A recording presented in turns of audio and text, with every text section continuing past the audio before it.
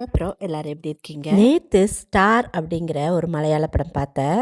Psychological horror. கணவன், மனைவி, 3 குழந்தைகள்னு அழகான குடும்பம். அந்த குடும்பத்துல மனைவியினுடைய நடத்தையில மட்டுமே சில மாற்றங்கள் தென்படுது. குழந்தைகள் கிட்ட அன்பு காமிக்கிறது இல்ல, கணவன் மனைவி உறவு சரியா இல்ல, சுத்தில இருக்கிற எல்லாத்துக்கிட்டையுமே எரிஞ்செறிஞ்சு விழுது, ஒரு மாதிரி வியர்டா நடந்துக்கிறா. இதையெல்லாம் வச்சு எல்லாரும் முடிவு பண்றாங்க அவளுக்கு ஏதோ பேய் பிடிச்சிருச்சு அப்படின்னு. சஸ்பென்ஸ், மந்திரம், மாந்திரீகம்னே கதை முழுக்க போனது கடைசி 10 நிமிஷத்துல ரிவீல் ஆகுது. இது அத்தனைக்குமே என்ன காரணம் அப்படின்னா மெனோபாஸ். இதை பற்றின புரிதல் எத்தனை குடும்பங்கள்ல இருக்கு. இதற்கு மாறா அந்த பெண்களுக்கு கிடைக்கக்கூடிய பெயர்கள் ராட்சசியாட்ட எரிஞ்செரிஞ்சு விழுகாத, ஒரு சின்ன விஷயத்துக்கு பத்திரகாளியாட்ட ஆடாத, நீ ரொம்ப மாறிட்ட, எதுக்கு எடுத்தாலும் எரிஞ்செரிஞ்சு விழுகிற, உனக்கு பேய் தான் பிடிச்சிருச்சு, உன்னை கொண்டு போய் எங்காவது மந்திரிக்க மாதிரியான பேச்சுகள் தான். உங்க பக்கத்துல மெனோபாஸ் நெருங்குற பெண்கள் இருந்தாங்கன்னா அவர்களுடைய உடல்நிலையும் உணர்வையும் புரிஞ்சு அன்பும் ஆதரவும் கொடுங்க. அதுதான் உண்மையான பாதுகாப்பு.